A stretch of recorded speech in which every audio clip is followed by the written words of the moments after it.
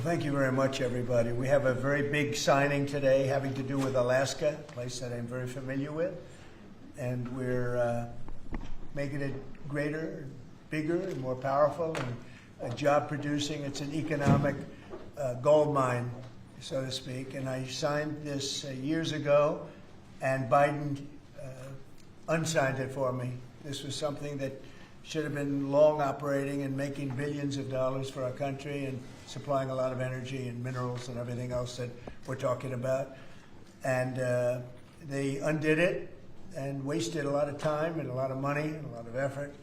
And now we're starting again, and this time we have plenty of time to get it done, and it's going to be done properly. I'd like to ask your Department of Interior head, who has done a fantastic job, Doug Burgum, to say a few words about it. And we'll go to Chris after you and anybody else that wants to say something. And it's a very powerful deal, very, very big deal from the standpoint of minerals and energy. So thank you all for being here. Doug, please go ahead. Well, thank you, President Trump.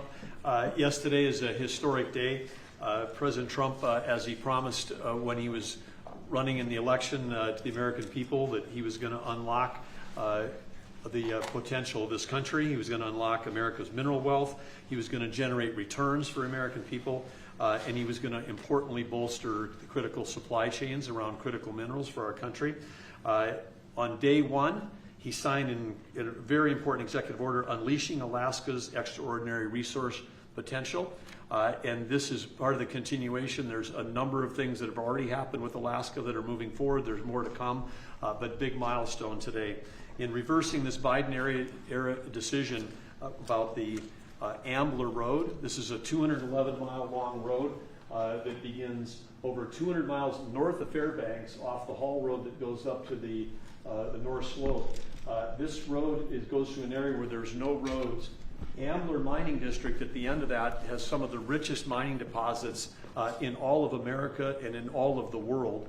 And these are minerals that are absolutely essential to defense, to industry moving forward today. Just take copper alone. This is one of the richest copper locations in the country. And of course, today to build a data center, you can have tens of thousands of tons of copper required for that. Even a single family home today may have as much as 400 pounds of copper in a home. And we have, as a nation, in the past, basically gotten out of the mineral in energy and mining area. President Trump, when he said drill baby drill, he also was mine baby mine. We've got to get back in the mining business. China controls 85 to 100% of all the mining and refining of the top 20 critical minerals. And in this mine area up there, we got copper, lead, zinc, gold, silver, gallium, germanium. So rich in all of the minerals that we need to win the AI arms race against China and to prosper as a country. And so again, today this was history being made. When some of this was set aside in 1980 by Jimmy Carter, there was a special authority created for presidents to decide if there was a dispute. And so for the first time in history, a president is actually using that authority. President Trump, as he does, using his authority for the benefit of the American people. And the appeal came in from the state of Alaska asking that this road be built. Alaska's not a colony, they're a state.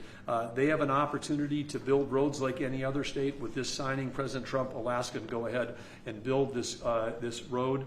It'll be a toll road, not a public road. It's a toll road, so it'll be controlled in terms of traffic. It's a gravel road. It'll be sensitive to the environment. There'll be collaboration with the Native Alaskan corporations in terms of how it's built and how it's used, supporting the Alaskan Native tribes with subsistence hunting regulations on either side of this. But this opens up a wealth of resources.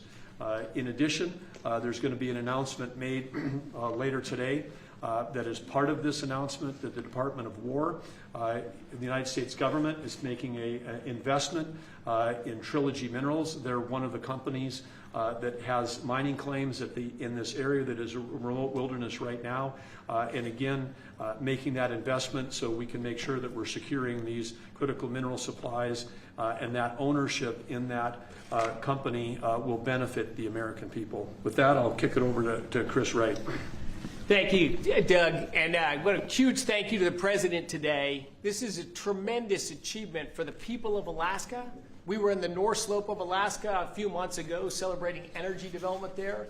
They want jobs and opportunity to develop the resources on their lands. This is another major step forward. We say energy is the lifeblood of society, the circulatory system. Minerals and metals, they're the skeletal infrastructure, the physical upholding of everything we do. Everywhere we walk and operate, your cameras, everything you hold are made out of metals and minerals. President Biden thought it was appropriate to offshore both of these industries outside of our country. That has not left us in a strong place. President Trump, in his first term, and even more strongly in his second term, is bringing those industries back to our country. America was a mining powerhouse for a long, long time, and our mining industry got squelched. Now we're seeing it come back to life. You saw the president's truth not long ago about a deal for lithium production in Nevada just a week or so ago. This will more than tenfold increase American lithium production. And this infrastructure, this mining road in the Ambler Mining District, will just have immense impact on future mining opportunities for our country's security and economic opportunities for the people of Alaska. Our critical minerals and mining expert within the administration is standing right next to me, David Copley. I'll see if he wants to add any words. This is a really big deal for the American mining industry, and I think it shows the president's seriousness about getting this industry going and making sure we have the critical minerals we need for our defense industrial base and for our broader economy.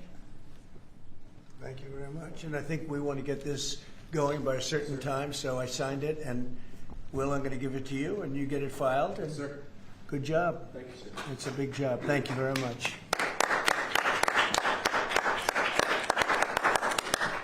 So we created a great deal of wealth for that part of the world and that part of our country by doing this long, very difficult road to build, and we'll be talking about that sometime later. But it's a great deal for our country. It's a great deal for the people of our country and for the taxpayers of our country.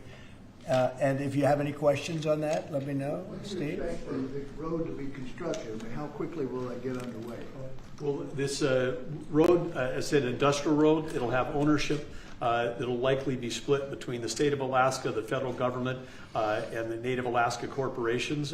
We would expect that construction would begin next spring with planning throughout this winter. The 211-mile long road will be a gravel road with a solid design base to handle the weight of the trucks that are going in and out. This is typical design that far north. Because asphalt with a freeze-thaw cycle, very difficult with asphalt or concrete. So gravel, a fantastic gravel road is going to have the least impact on the environment, going to be the best suited purpose. Alaska's done this in the past with the Red Dog mine. They built a toll road that, again, has ownership. The companies that use the road pay to transit that road. So this is an economic model used around the world in mining districts. We'll apply it right here. And again, it's going to generate revenue for the American people and for the citizens of Alaska as opposed to a cost. And also 2 bridges. We're going to build 2 bridges that will be able to complete, and we'll get them up very quickly. And how long to complete? I mean, 211 miles, that's a lot. Yes, we'll get it done in less than a year. It's going to come in three phases. The first road, as President Trump said, will go quickly, which is they call it a pilot road. We'll build a single lane gravel road through the full duration of it. That'll be then expanded to a second phase and then a third phase over time. But again, we want to get that pilot road built because then we can help get materials back to help the mine get started quickly as well. Mr. President, there's negotiations happening with your team in Egypt right now over your proposed peace plan.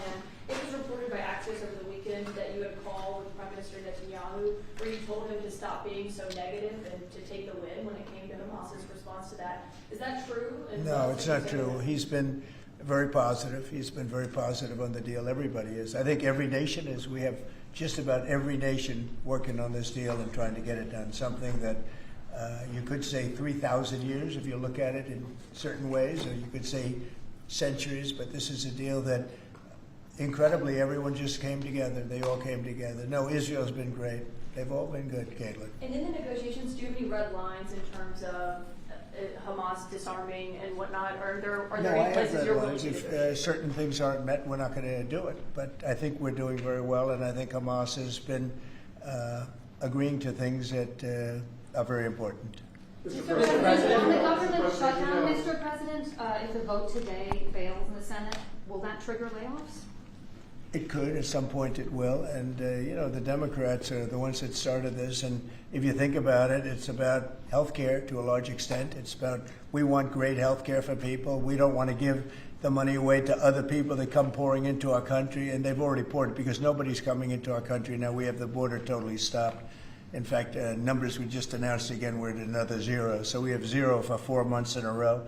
0 people coming into our country illegally. That's a pretty good number. I'm not sure even I can believe that, Doug, if you want to know the truth. 0. We went from millions of people to 0, but it's pretty close to that number. And the way you stop them is not to give away, not to announce that you're giving everybody free health care, free this and that. But what that does, it affects the American people, because the American people are unable to get good health care. Obamacare has been a wreck, as you know, and to do that, we have to keep it propped up and do the best you can with it. It's a mess. But a lot of things are going on in that. We talk about Hamas, then we talk about negotiations that we have going on right now. We have a negotiation going on right now with the Democrats that could lead to very good things. What kind of And I'm talking about good things with regard to health care. Are you speaking with Democratic leaders? What kind of negotiations? Well, I don't want to say that. I don't want to say that. But we are speaking with the Democrats, and some very good things could happen with respect to health care. Would you make a deal with them on the ACA subsidies? If we made the right deal, I'd make a deal, sure. So you would make a I mean, you have right now subsidies. You have subsidies. That's the problem with Obamacare. The subsidies are so much. It's billions and billions of dollars is being wasted. And we can have a much better health care than we have right now. And we're talking to them. I mean, I'm not saying that's going to happen, because this has also been going on, not for 3,000 years, but it's been going on for a long time. But yeah, we're talking to the Democrats. You would work to make a deal with them on. I'd like to see a deal made for great health care. Yeah, I want to see great health. I'm a Republican, but I want to see health care much more so than the Democrats. So, Mr. President, on all of this, as you know, the American people are experiencing a lot of pain with any kind of government shutdown. And while you're dealing with Democrats and, of course, Republicans are standing their ground, what is your message directly to the American people who may encounter some of this pain and despair? How do you give them hope? Well, up till now, there hasn't been a great deal of pain. There could be a great deal of pain, but up till now, there hasn't been. I will say this, just hang in there, because I think a lot of good things are going to happen. That's all I can say. I mean, I think a lot of good things could happen, and that could also pertain to health care. Mr. Follow-up question. I've seen a surge in attacks on ICE agents across the country, including the shooting in Dallas and over the weekend in Chicago. We saw 10 cars boxing in on ICE agents and another one ramming into an ICE vehicle. Yeah. We have heard Secretary Noem saying that some of these attackers are actually organized and they're planning to kill and ambush these officers. Right. What are the consequences for you? Very severe. We're going to have very severe. We're going to find out who's going after our federal agents. So when you look at Chicago, they've had probably 50 murders in the last 6 or 7 months, 8 months. Many, many people shot, like 30, 40, 50 people shot. Didn't die, but they've been shot. It's like a war zone. And then I listen to the governor and the mayor get up and say how they have it under control. They don't. It's probably worse than almost any city in the world. You could go to Afghanistan. You can go to a lot of different places, and they probably marvel at how much crime we have. Then you go to Memphis, where we are right now. Now, it's just like in Washington, D.C. right now. You people know better than I do, because you have to live right inside. And so many of the press have come to me. They've said, I can't believe it. It's changed so much. We have a safe city in Washington. Memphis will very soon have a safe city. Chicago can be very, very safe. It's going to be very safe. But Chicago is going to be very safe.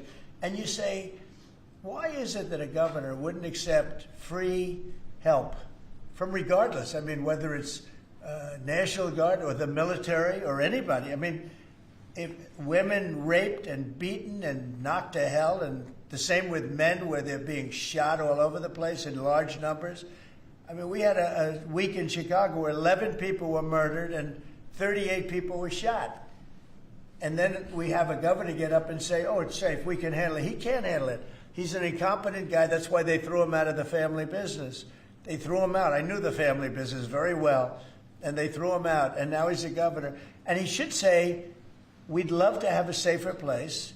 Chicago's a great city potentially. You know, I told you, the head of the Union Pacific Railroad said, sir, Save Chicago. It's a great city. It's going to be lost if you don't do it.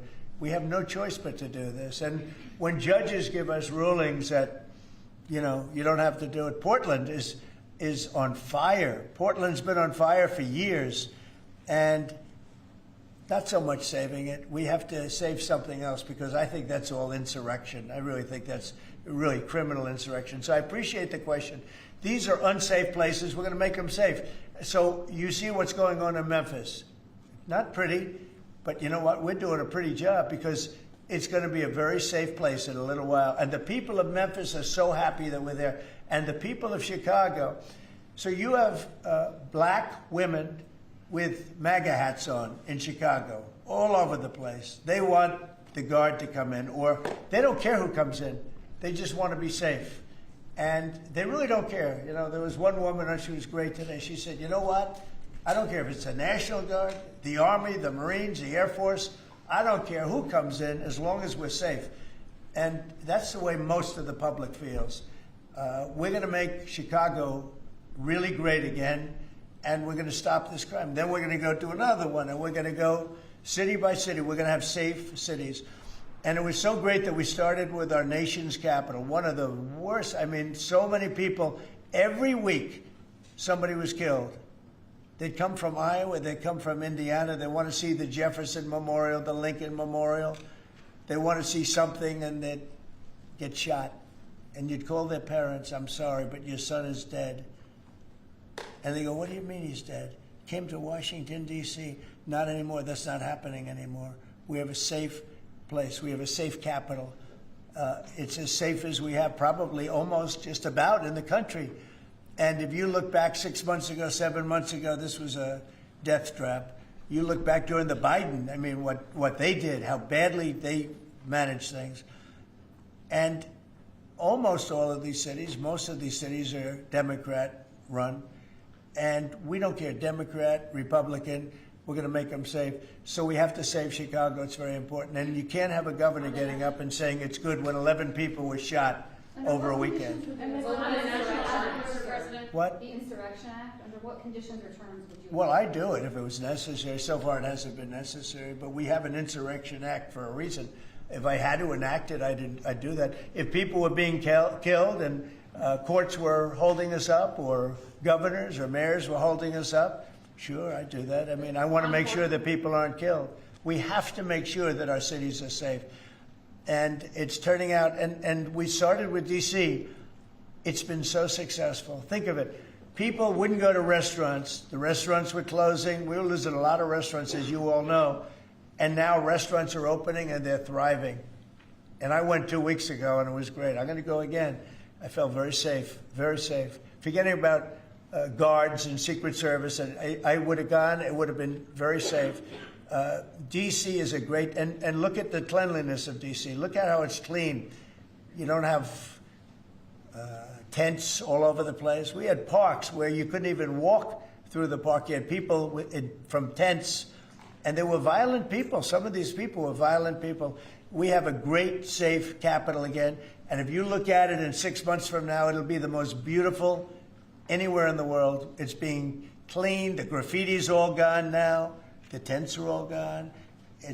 We have a capital that you can be proud of, but it'll only get better with time. Mr. President, tomorrow is October 7th, the 2-year anniversary of the original Israeli attack. Do you expect a Gaza deal tomorrow, or is there any sort of hostages deal tomorrow?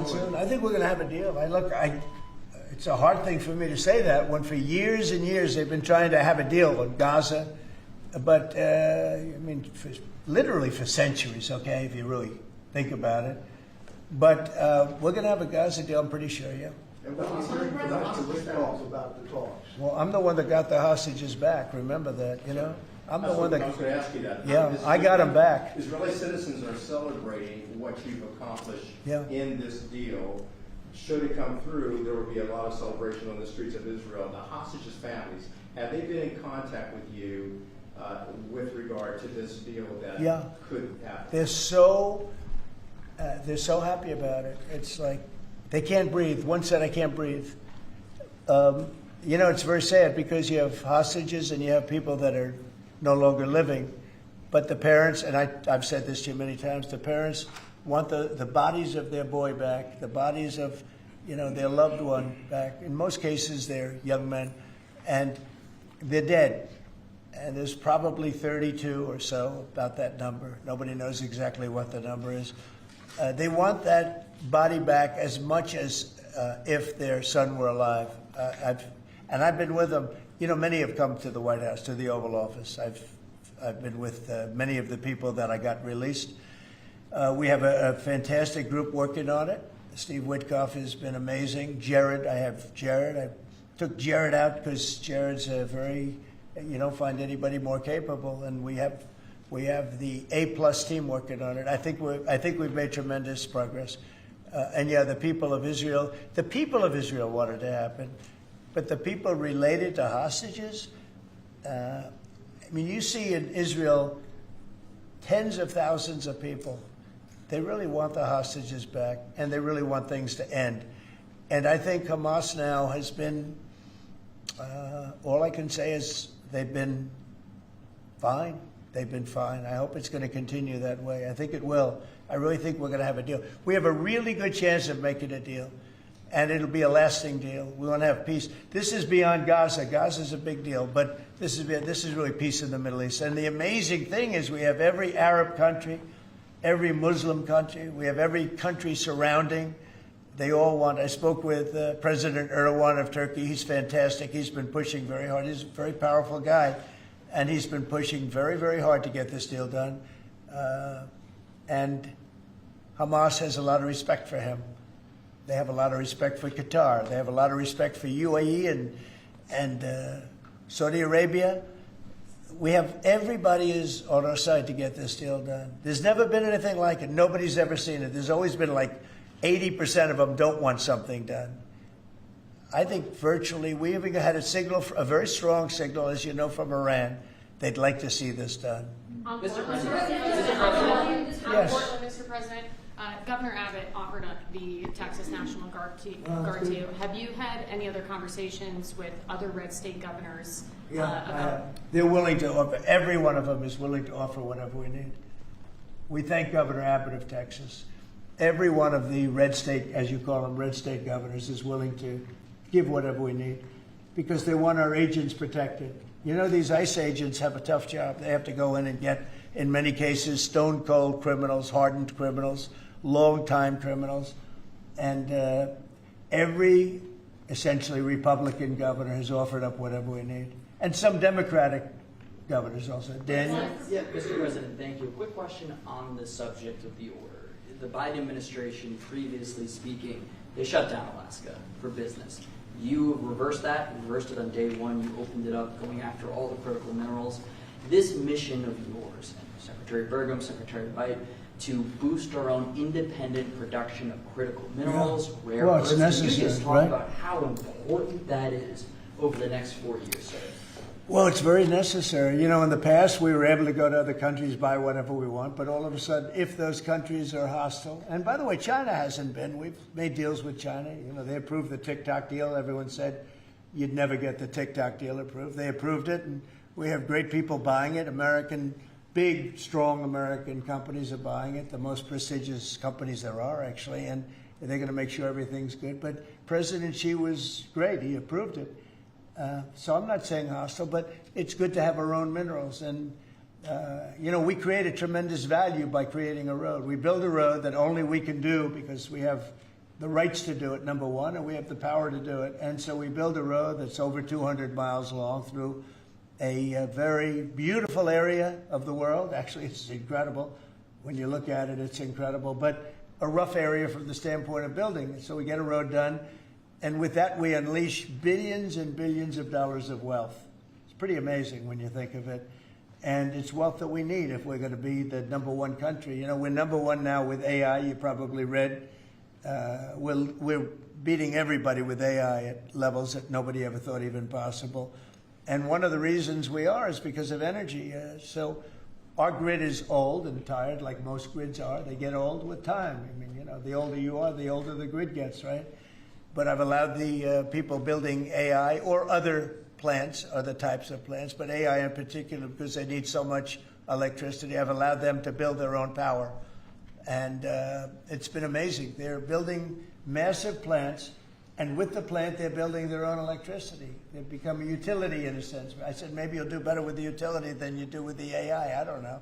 But we're letting them build their own electricity. So we don't have to worry about the grid. We don't have to worry about anything. And they're going to build it in such a way that if they have excess capacity, they're going to put it back into the grid.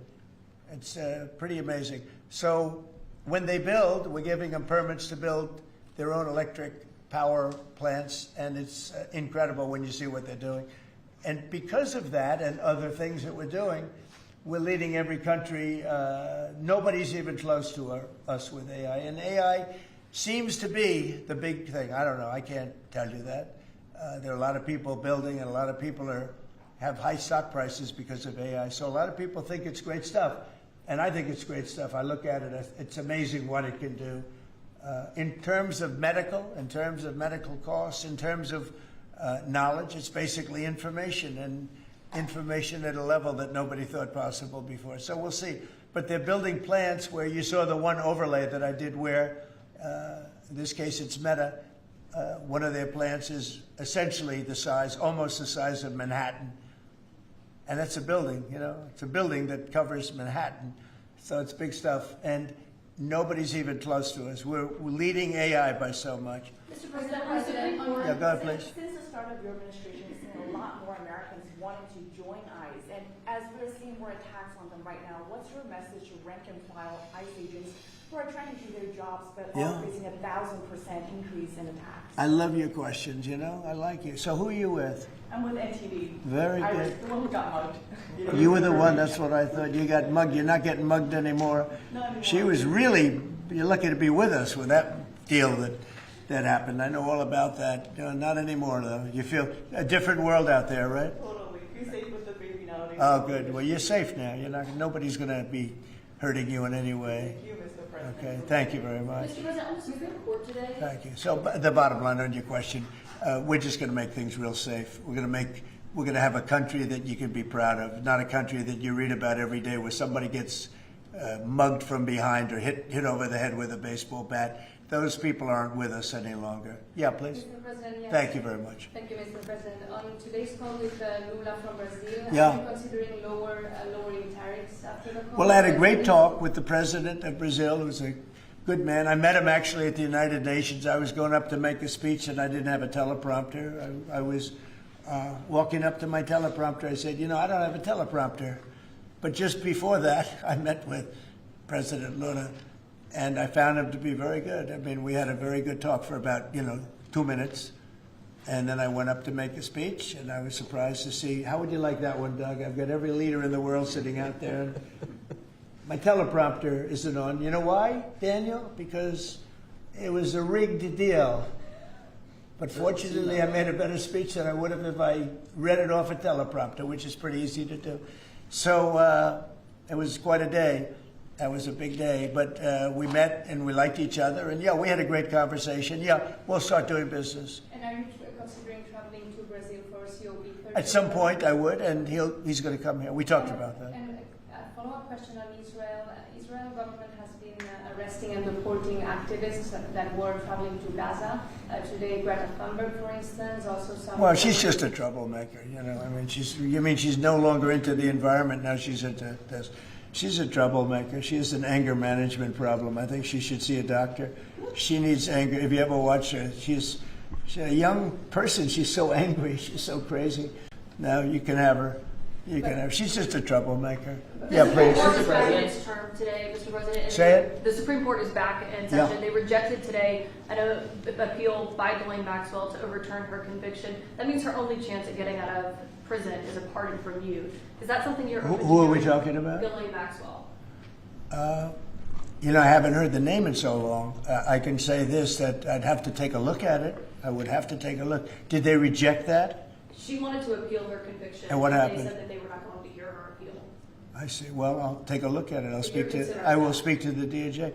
I wouldn't consider it or not consider it. I don't know anything about it. So, but I'll speak. I will speak to the DOJ. Why would she be a candidate for clemency, sir? I don't know. I'd have to speak to the DOJ. I'll look at it. I have a lot of people have asked me for pardons. I call him Puff Daddy, has asked me for a pardon. But she was convicted of child sex trafficking. Yeah, I mean, I'm going to have to take a look at it. I'd have to ask DOJ. I didn't know they rejected it. I didn't know she was even asking for it, frankly. Steve? Have you made a decision on whether to supply Tomahawk missiles to Ukraine or sell them to NATO and let them sell them to Ukraine? Yeah, I've sort of made a decision, pretty much. If you consider, yeah, I think I want to find out what they're doing with them. Yes. You know, where are they sending them? I guess I'd have to ask that question. That war should never have started, would have never started. Such bad judgment was used there. I think on both sides, by the way. But nobody looks good with the war with Russia and Ukraine. Nobody. That's been a horrible. This week they lost over 7,000 soldiers between the two of them. This is every week they're losing 7,000, 8,000, 5,000. They have a range of like 1,500 miles or something, so they'd be able to. No, I know. No, I would ask some questions. I want to see what's. I'm not looking to see escalation. Yes. And tomorrow you're meeting with the Canadian Prime Minister. What's on the agenda for that? Well, I guess he's going to ask about tariffs because a lot of companies from Canada are moving into the United States. You know, everybody's moving back into the U.S. and he's probably going to be asking about tariffs.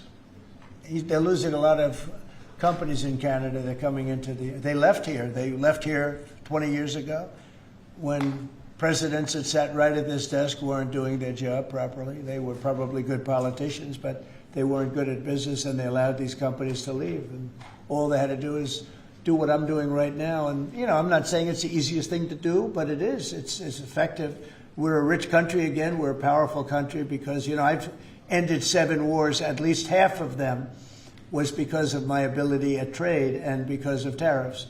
If I didn't have tariffs to throw around a little bit, you would have at least 4 wars raging right now with thousands of people a day being killed that aren't happening. We've settled. You know, we settled 7. We're getting close to settling 8. That would be a big one.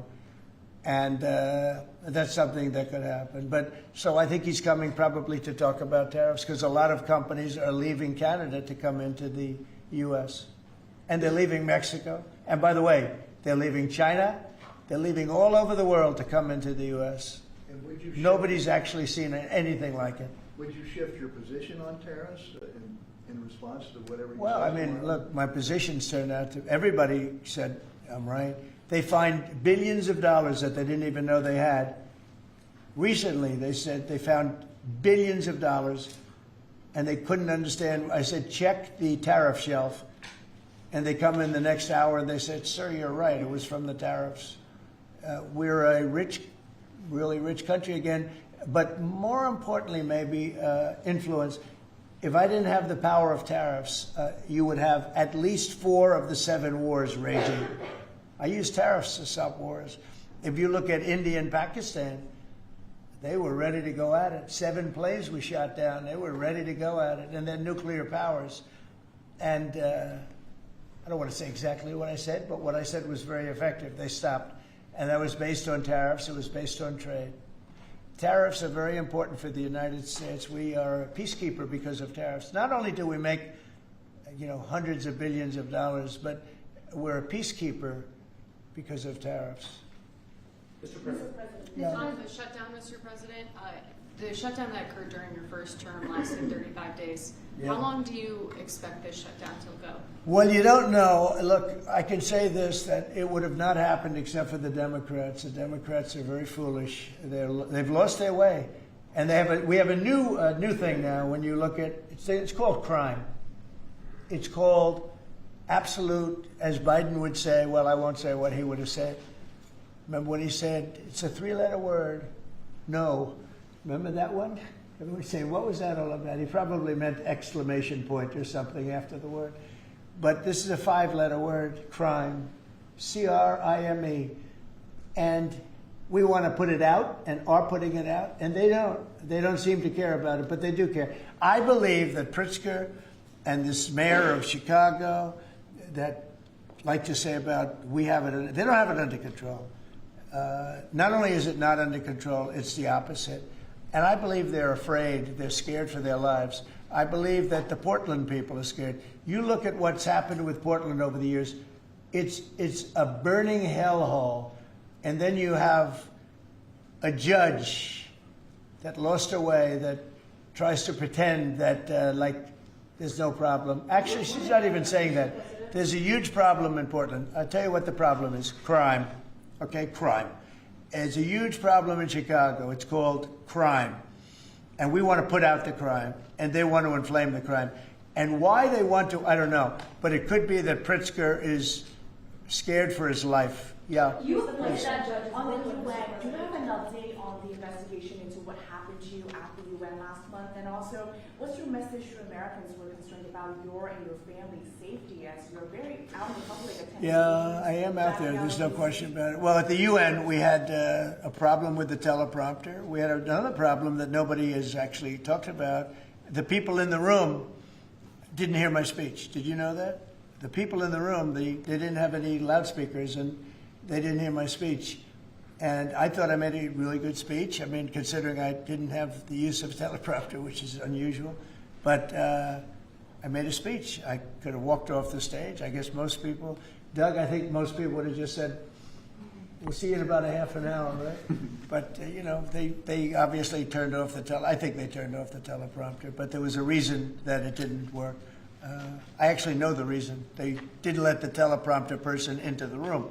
Okay, which is essentially the same thing. So I made a speech. It turned out to be a very good speech, got good reviews. I went out to the audience after the speech. I saw my wife. I said, how good was that speech? Was that unbelievable or what? She said, I didn't hear a word you said. I said, what do you mean? She was sitting in the front. I said, what do you mean? She said, you couldn't hear anything that you said. The speakers were turned off. So I think that's pretty bad stuff, right? You know, especially since we support most of the United Nations. And yet I still want to keep it in New York because I think the United Nations has tremendous potential. If properly run, the United States has tremendous potential. But think of this. I settled 7 wars. I never spoke to the United Nations about it. Not one of them. You look at, and those were wars that were raging a long time. And in many cases. And I settled 7. I never heard from the United. They didn't help me. They should be able to settle the wars. I shouldn't have to be settling the wars. Yeah, please. I think last week you signed the security guarantees for Qatar. Yeah. Do you see any role for the Senate in that? Do they have to vote on that, or do you think? Well, I wouldn't mind if they did. If they want to, they'd let me know. Nobody said that. But you know, Qatar has been very, very helpful to us in this process, and I think you'll find that. I think. Maybe the most influential, very strong.